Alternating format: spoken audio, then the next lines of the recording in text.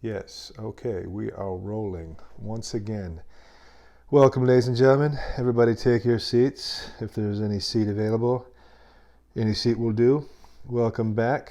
I am Hop. You are on the Hoplite channel, and you clicked on this awesome video to see Stoicism, Epictetus, the Enchiridion. Right. So we are now going back, not to the future, but back to the past, and we are going to do one more additional video for the Stoicism series for Epictetus, however you say it. And I said I would do an additional video for him because we covered the Discourses in his Stoic series, but I felt like the Enchiridion could also use its own video, and here we are. So if you enjoyed the Stoicism series, and in particular what I covered with Epictetus, that's great. And if you're here to see this one, even better. But if it's your first time, I hope you enjoy the readings we're about to do from the Enchiridion, and it will give you a good glimpse into the works of a famous Stoic philosopher, one who inspired another great philosopher, Marcus Aurelius, and a philosopher that I personally think everyone who enjoys philosophy, whether it be Greek philosophy or even Eastern philosophy, would do well to read from and to take some notes as to what we believe the pursuit of all philosophy should be, which is truth. And I find Stoic philosophy, as far as my life is concerned, pretty good as far as using the gauges I use in day-to-day life to judge, am I doing something right? Am I doing something wrong? How should I correct my behavior? How would a Stoic approach this particular set of circumstances?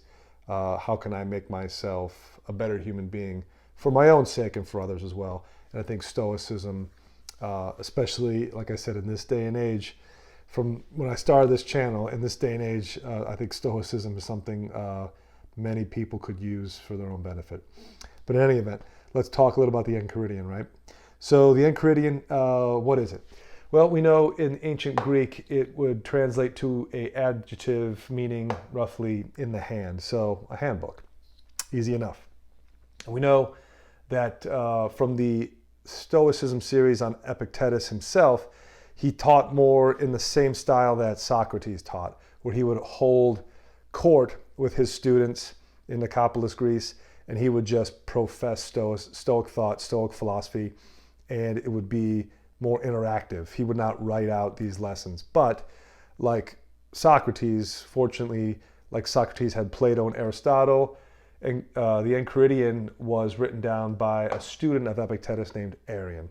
And this was in the 2nd century in Greece. So yes, because of Arrian, these lessons were written down, and we have them now to read for forevermore. And we know the Enchiridion is broken into 53 different chapters, although they're more like verses. When you read the Enchiridion, it's not like, chapter 1, call me Ishmael, and we just go for, 55 pages. It's 53 chapters, but they are paragraphs, maybe 2 to 3 at a time. Very quick read, very digestible. So the chapters, I would read that more like 53 pages, to be honest with you. But nevertheless, we know that 53 chapters and about half of them come from the Discourses themselves. So I gave Epictetus 3 parts in the Stoic Titan series. This being half of the Discourses, this will be a shorter video. So if you were settled in for an hour, if I stretch this to an hour, I'm talking at length that probably doesn't need to go on that long. But there are 3 main themes in the Enchiridion that we see, and we see these same themes reoccur in other Stoic works. But they are, for this work, things that are dependent upon us and things that are independent of us, right? So in the primer series for Stoicism, I talked about the main, I'd say if you boiled Stoicism down to one sentence, it would be disregard things that are outside of your control and focus only on those within. So if something is beyond your control, do not struggle against these things. Do not vex yourself. Do not create more conflict within your own mind, within your own soul, because these things do not depend on you. They are independent. So it's like fighting against the tides, right? You can't hold back the tides. Just let the tides do what they do. All right, that's how you must live life. But if you build a boat and you want to sail upon the ocean, well, then that's something you can affect, and that is something dependent upon you. The boat has to be built by someone. If you wish to sail upon the ocean, that boat depends upon your work. That's something you can control, right? And your reason for theme 2 should always be greater than your human nature, right? Lust, hunger, anger, jealousy. These are human nature, elements of human nature that we have via the emotions.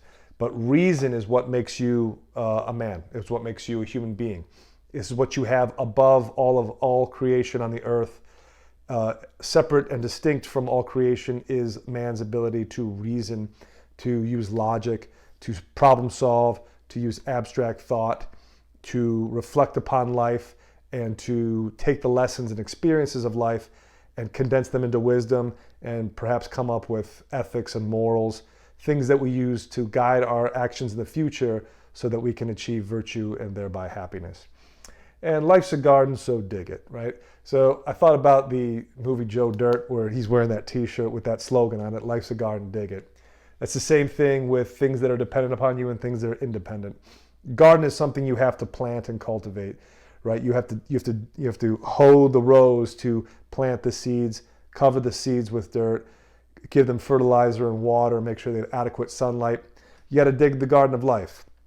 You have to be active. You have to put your philosophy into practice, but don't vex yourself. Don't become so angered at the fact that you don't control certain things. So maybe your garden is not as nice as somebody else's garden, or maybe your sunflowers don't grow as tall as your neighbor's sunflowers. These are things outside your control. All you have to do is cultivate and dig your own garden, and the things outside your control will do what they do regardless of how hard you work. So just understand that there are things dependent upon you and things independent, but you still have to get off your ass and do something, right? Okay, so let's move now to the source material without further delay.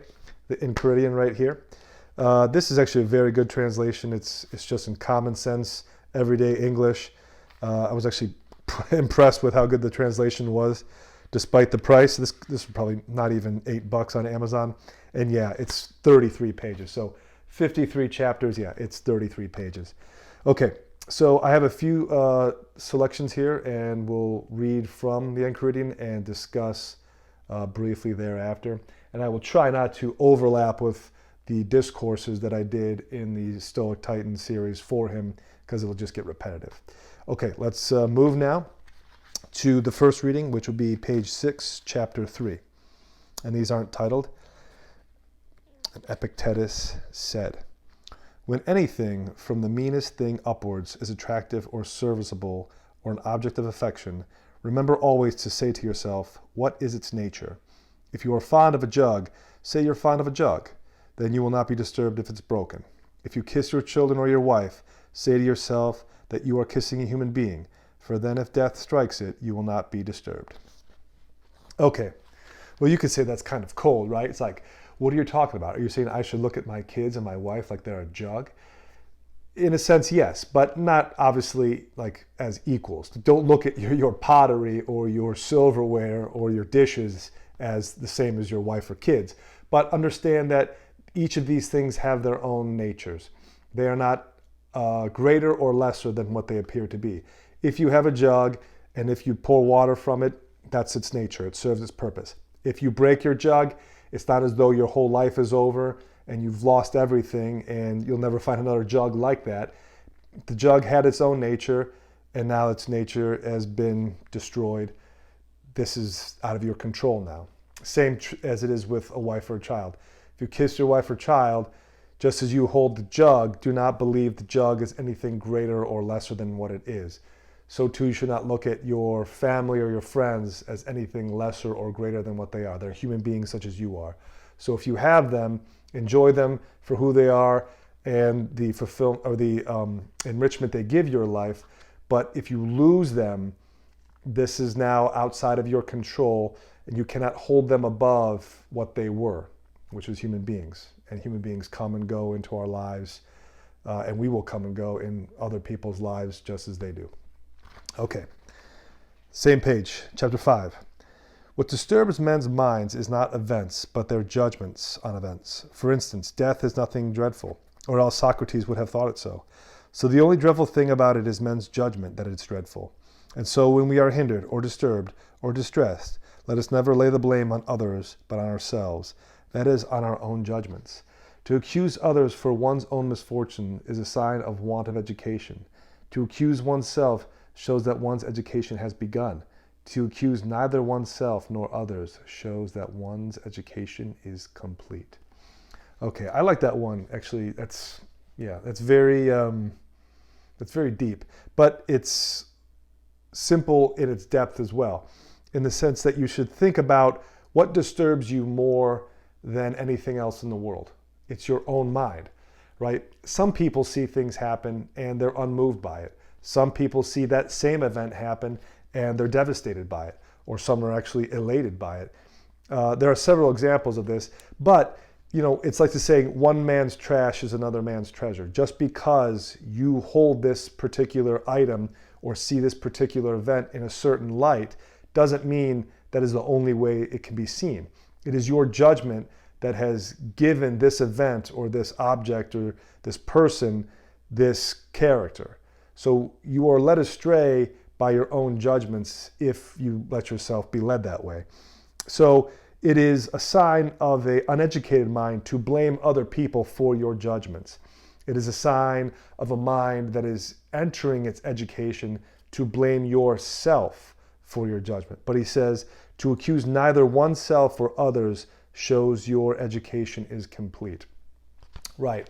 So if you understand human nature and that reason should be greater than human nature, you should be able to use reason enough to know that being disturbed by things in the world is no one's blame. It's not his blame, it's not her blame, it's not your blame. It's just the way things are.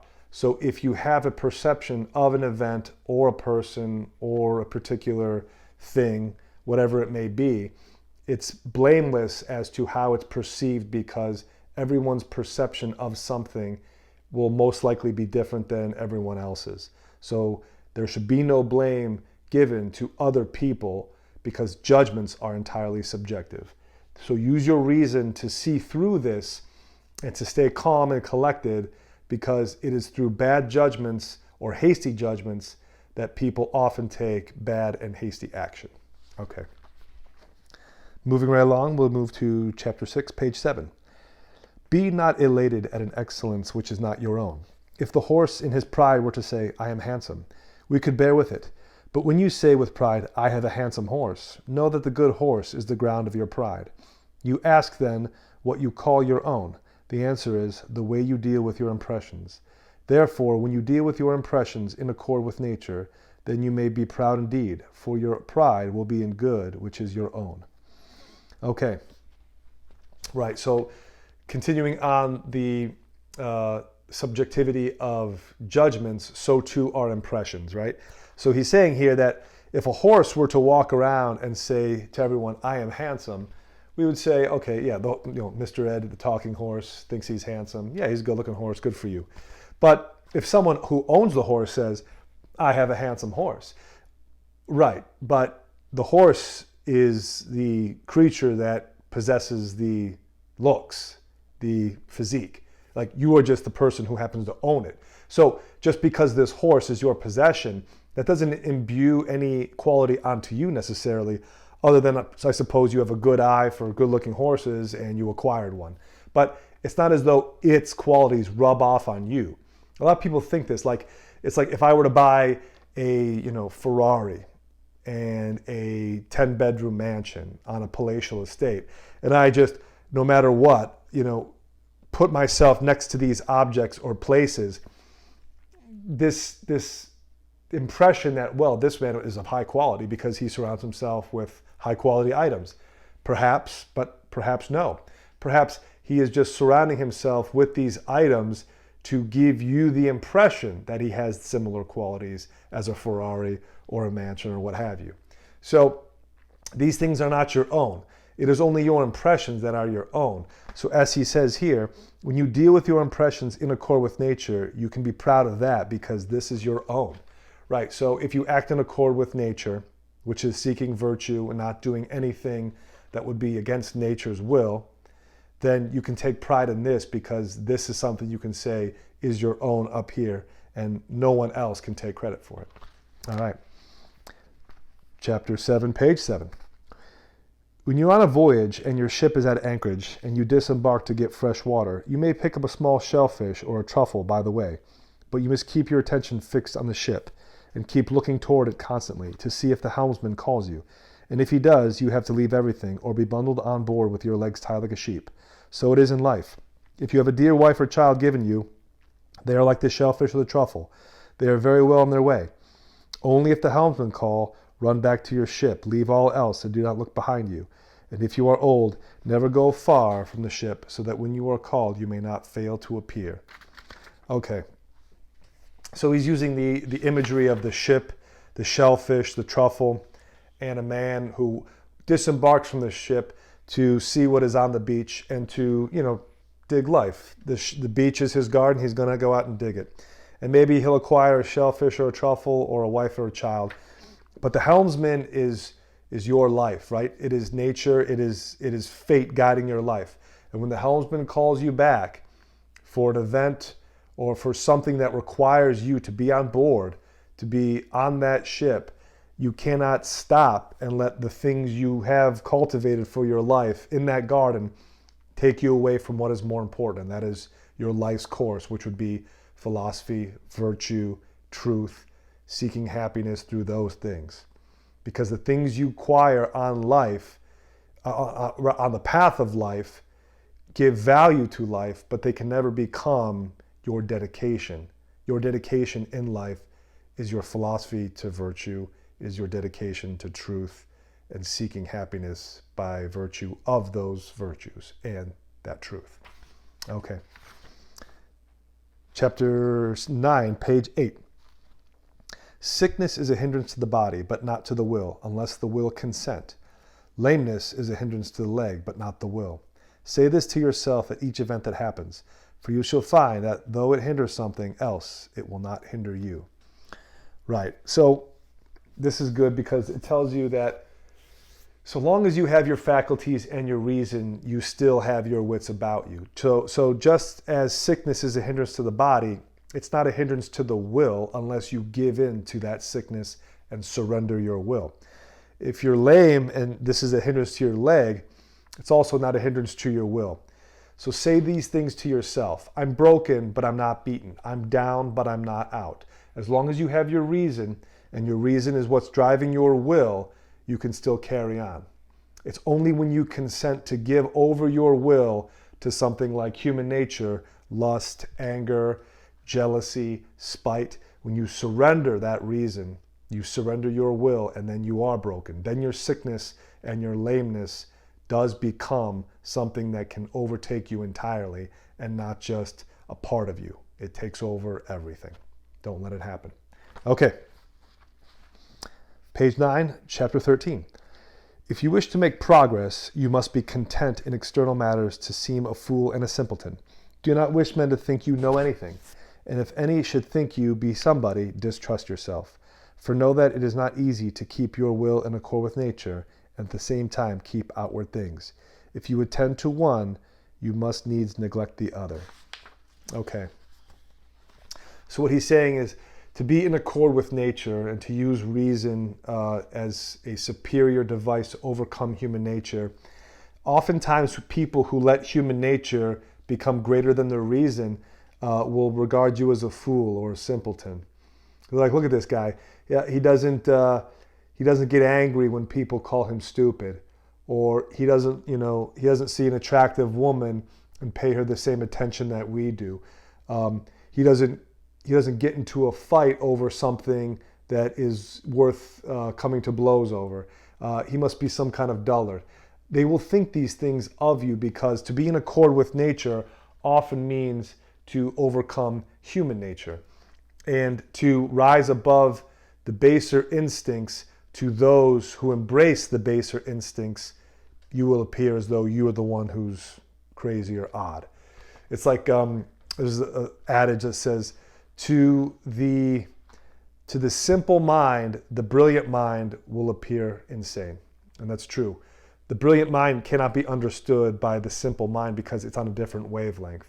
So somebody who's a Stoic and embraces their reason above all other human nature will appear the same way. They'll appear as someone who is odd or not quite there, because nobody can understand why you would forego the pleasures and just the ease of giving into human nature in exchange for reason, which can often seem boring or hyperlogical or nerdy.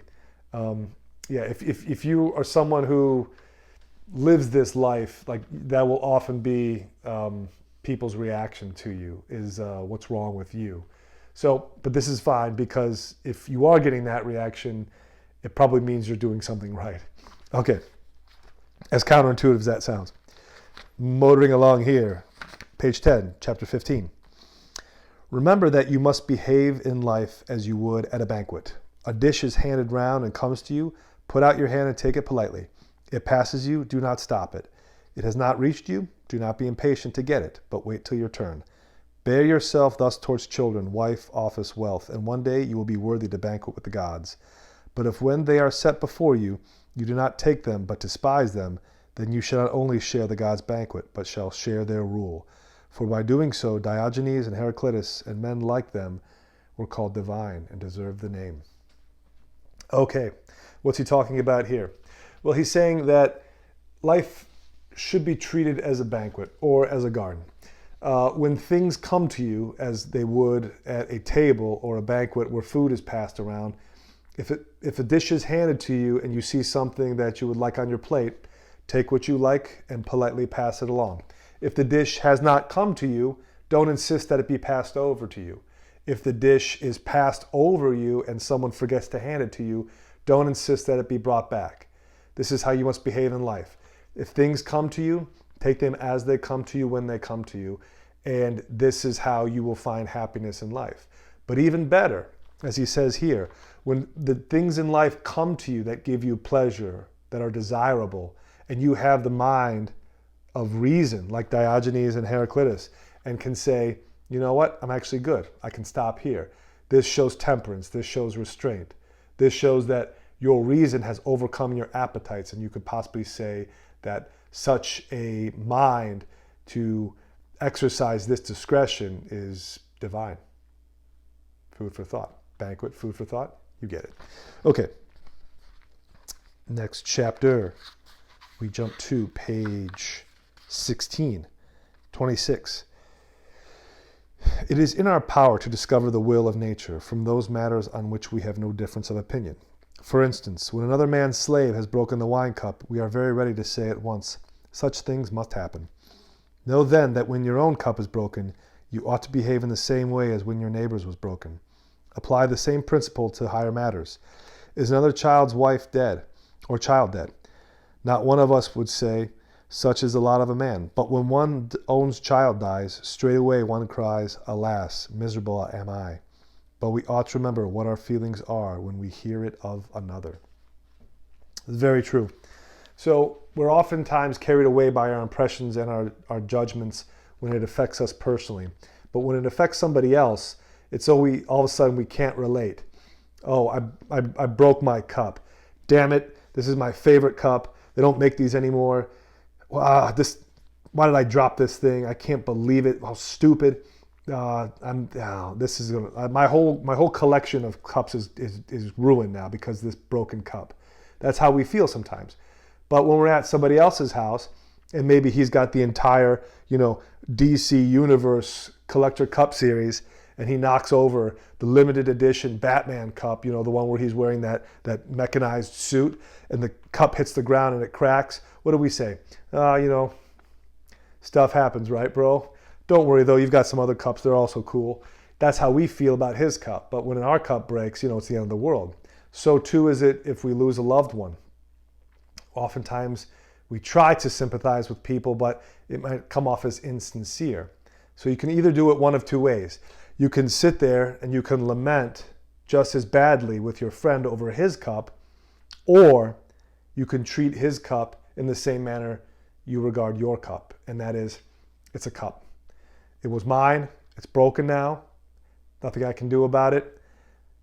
Why waste any more anger, any more dread, fear, anxiety, sadness over something that is no longer mine? Maybe with a wife or a child, the same thing happens. You must take upon the mind of your friends who did not have this wife or this child, but only knew them through you, and they feel sympathy, but life must go on. It's very tough to do this. It's very hard to step outside of ourselves and take an objective look at life when we feel things so deeply, when these impressions are so significant on our lives that it's almost impossible for us to assume anything could be as worse as this, or anything could be as great as this if something were to happen to you in a positive way. But don't let your impressions and your judgments carry you away. Keep reason in the forefront. Okay, and a quick one on page 1728. If anyone trusted your body to the first man he met, you would be indignant, but yet you trust your mind to the chance comer, and allow it to be disturbed and confounded if he revile you. You are not ashamed to do so? Okay, yeah, that was a good read there. Kind of stumbled. But what he's saying is that, he was not asking a question, you would not just hand your body over to anyone, right? Like if you were going to see a doctor or a dentist or an optometrist, what have you, you would not just like pick a name out of the, Rolodex and say A, B, C, D, E, Dr. E, good, yeah, let's take a chance. You wouldn't do that. So why do you do it with your mind? If you are discerning in who you hand your body over to, if you hand someone your body in regards to medical treatment, why do you hand your mind over just to some guy off the street? So if he reviles you or insults you, you hand your mind over readily to him. Why aren't we ashamed when we do this? Like when we say to ourselves, why did I let that person get to me? It's the same thing. Why did I just give my body over to this doctor to work on, and I didn't vet his credentials? Anybody may have left reviews if he was good or if he was guilty of malpractice on several occasions. So if we're that careful with giving our body over to different people, we should be just as careful in giving it over to our minds over to people we don't know. It's a good way to think about it. Yeah. Okay, moving now to page 22, chapter 32. Epictetus said, "Avoid impurity to the utmost of your power before marriage, and if you indulge your passion, let it be done lawfully. But do not be offensive or censorious to those who indulge it, and do not be always bringing up your own chastity. If someone tells you that so-and-so speaks ill of you, do not defend yourself against what he says, but answer, he did not know my other faults, or he would have mentioned these, not have mentioned these alone." All right, yeah. So, avoid impurity to the utmost of your power before marriage. Okay, yeah. What's the next one? If you are offensive or censorious, don't be so, and do not hold yourself out as being chaste either. So if you are someone who prides themselves on virtue, don't wear your virtue on your sleeve. We all know these people, right? We all know people that say, I would never do that because that's what those people do. Or my son is the smartest kid in his class. My daughter is the best dancer in her dancing class. We're all great people, and it makes sense because we're born that way. You can't stand these people, right? Just the same as you can't stand people with the holier than thou attitude. Don't be this person. If you have virtue, wear it internally. Have it for your own mind and for your own sake, but do not look to exercise virtue and to be virtuous on account of being recognized for how great you are. And if someone is to attack you, saying that, well, I am more virtuous than you, you are less than I. Don't defend yourself from these insults, but rather you could actually, the best counterattack is to say to this person, as Epictetus says, well, he would not have said just these faults if he truly knew who I was, because I have many other faults. That's humility. That is saying to the person, well, I'm not perfect, and you know of several faults of mine, but you don't know all of them. I do. And this is how everyone should behave, right? We all live in these glass houses and we're all ready to throw stones. But Epictetus is saying that you really truly demonstrate virtue by understanding that humility comes first and foremost to learning all of the other virtues. Because without humility, we can't begin to learn what honesty is or what courage is until we are honest with ourselves and say, hey, I'm not the most honest guy in the world. I do tell lies. I need to be better. Or I'm not the most courageous man in the world. I do get scared sometimes. I do sometimes keep my seat when I should stand up against something, and I need to work on those things. If you knew these faults about me, you would mention those as well. That's the honest person showing humility. That is using reason over human nature, defending ourselves from a slight. Tell the truth. Be honest with yourself and be honest with everyone else. If more people did this, we'd be less apt, less eager to throw stones in our own defense. Okay. Next, chapter 35, page 25. When you do a thing because you have determined that it ought to be done, never avoid being seen doing it, even if the opinion of the multitude is going to condemn you. For if your action is wrong, then avoid doing it altogether. But if it is right, why do you fear those who will rebuke you wrongly? Okay, well, just as I was saying in the earlier passage rather, don't wear your chastity, your purity, your virtue on your sleeve as though you are holier than thou. But don't ever be afraid to do the right thing despite the fact the crowd wants you to do the wrong thing, okay? Because if you're acting wrongly, well, then you shouldn't act at all. But if you need to take a righteous action on behalf of truth for your sake and for someone else's, don't ever be afraid to do these things, because if you're acting in the right and you believe it's right, you have to have the courage of your conviction, right? You have to practice what you preach.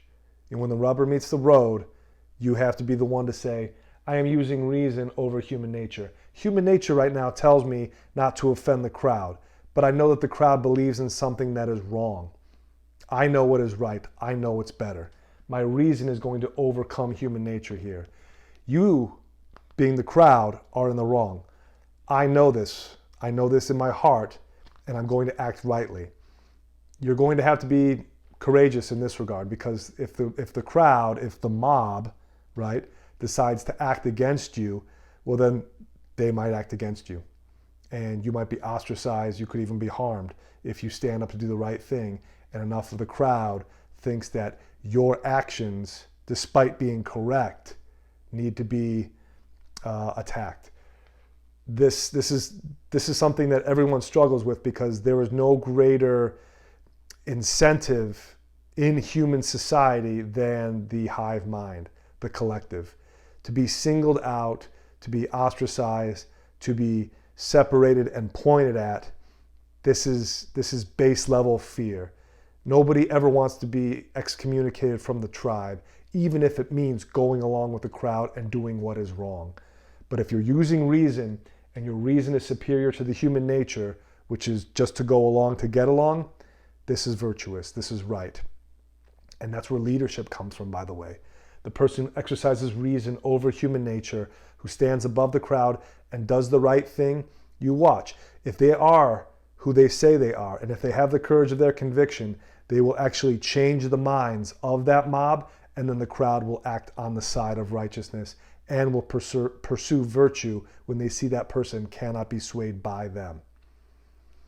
Yeah, definitely something more people need to exercise in this day and age. Okay, moving right along. Page 26, chapter 40. Women from 14 years upwards are called madam by men. Wherefore, when they see that the only advantage they have got is to be marriageable, they begin to make themselves smart and to set all their hopes on this. We must take pains then to make them understand that they are really honored for nothing but a modest and decorous life. Okay, gonna get in the weeds on this one. So yeah, women of 14 years upwards, you wouldn't call a 14-year-old girl madam. But in the 2nd century, a 14-year-old girl, yeah, for all intents and purposes, she would have been essentially 18, because if you lived to the age of 50, you were an old man at this point. But yeah, you could say we kind of dropped the ball in this one as far as Western civilization goes. What Epictetus is saying here is that we bestow these words upon people like madam to give them this impression that you're a lady now. You need to act like a lady, and we'll treat you like a lady because we need you to get married. And if you get married, you will have a family. And then that will be the building blocks of our civilization, which is good. Yeah. In 2020 AD, I don't know how well that's going, but they knew it back then. And sometimes the old ways are the best ways. All right, let's go to page 27, chapter 43. And Epictetus said, "Everything has 2 handles, one by which you can carry it, the other by which you cannot.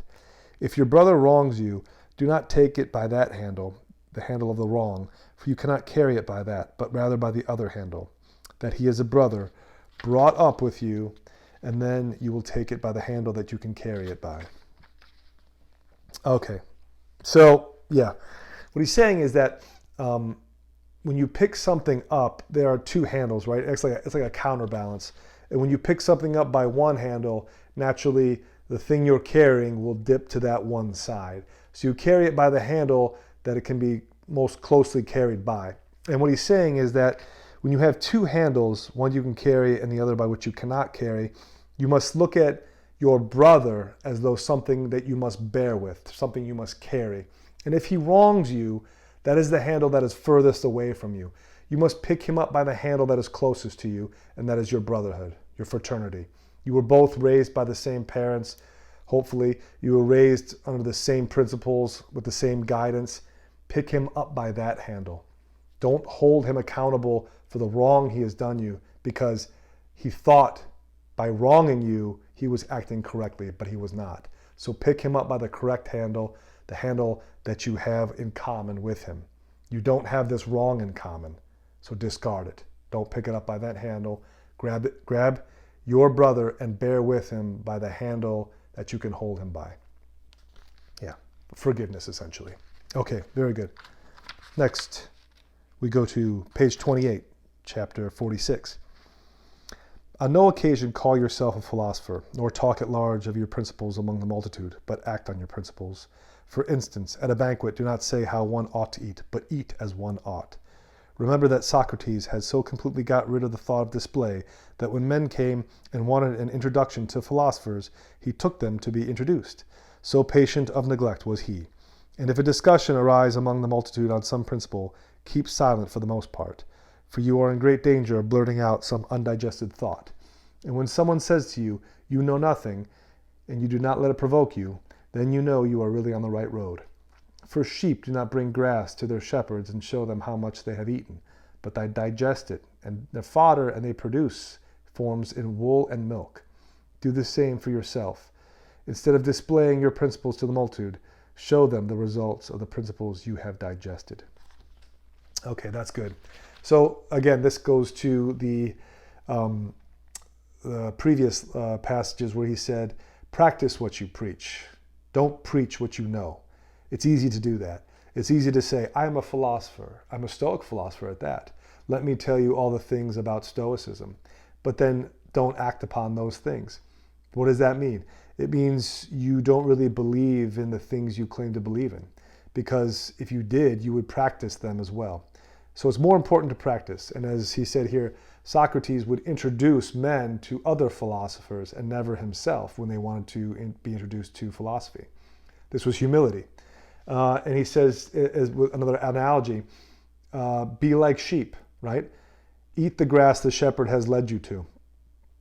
But don't come back to the shepherd and show them all the grass you ate. Rather, digest what you've learned, and you will produce milk and wool. And these will be the fruits of your learning. These will be the principles put into practice and not just empty words. Okay. Same page, 29, page 29, chapter 48.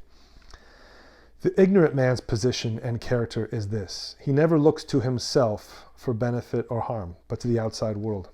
The philosopher's position and character is that he always looks to himself for benefit and harm.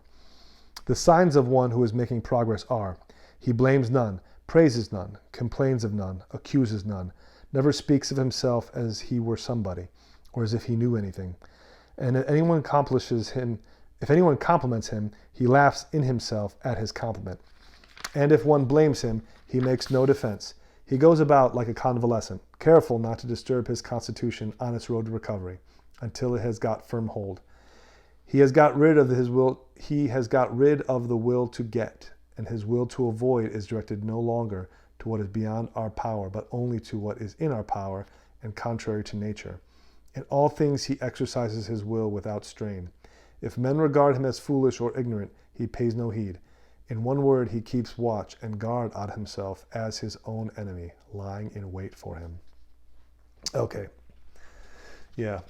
So, a little cryptic there, but I think what's being said, perhaps you'll agree, is that the Stoic goes through life not looking to accuse, not looking to lay blame, not looking to take credit, not looking for compliments, and not looking for anything that cannot be attained by use of his own reason or within his own self. And he does this because he knows one thing that all Stoics should know, is that you will never face an opponent like the one you see in the mirror every day. Because the man you see in the mirror knows everything about you, because he is you. He knows your weaknesses. He knows your strengths.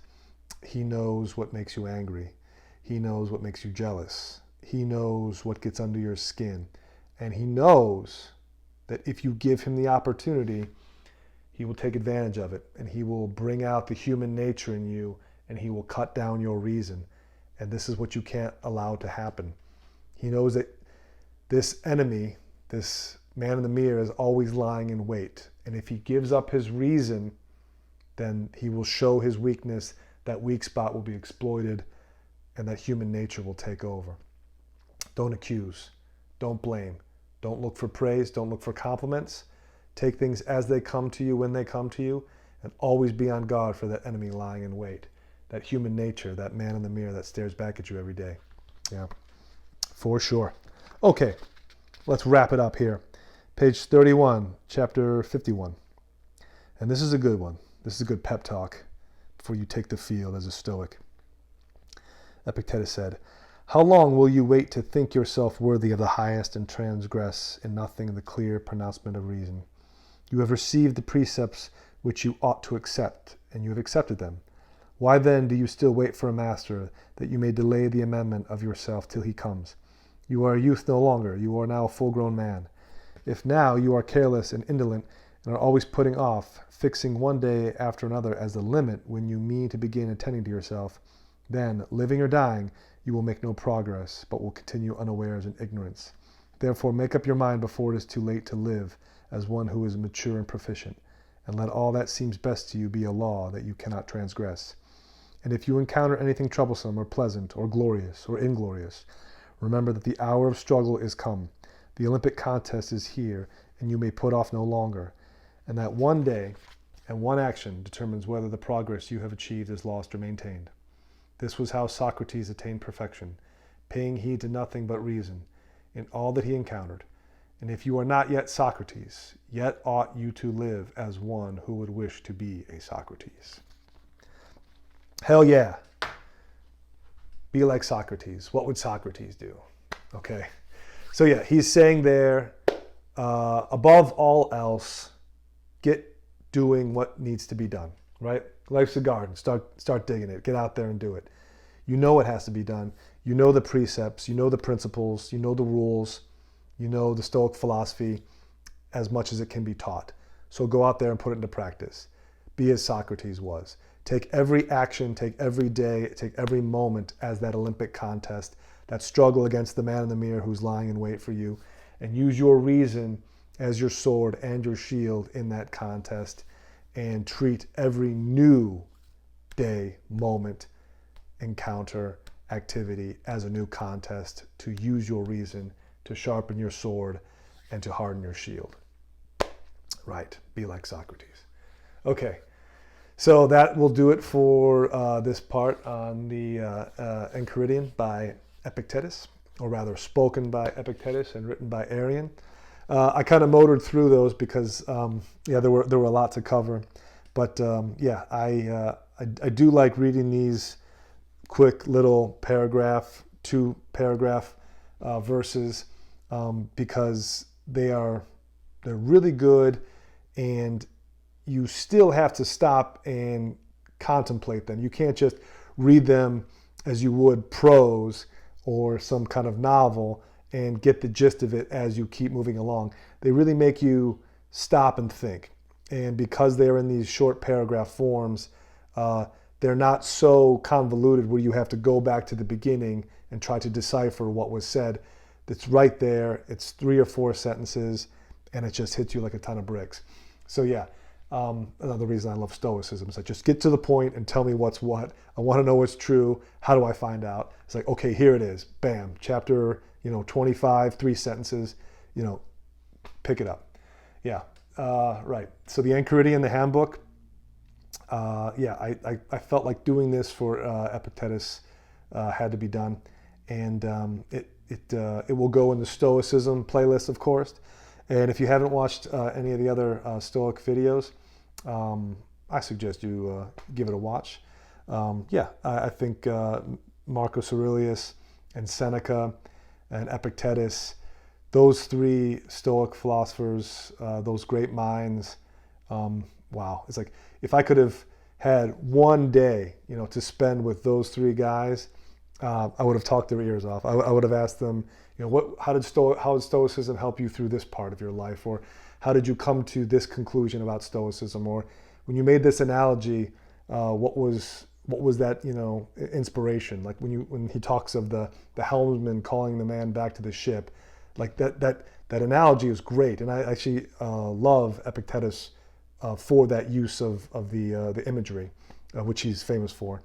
So yeah, but I think I will now move the channel into maybe more mundane topics, something maybe a little more contemporary. But in any event, I do hope you've enjoyed the Enchiridion.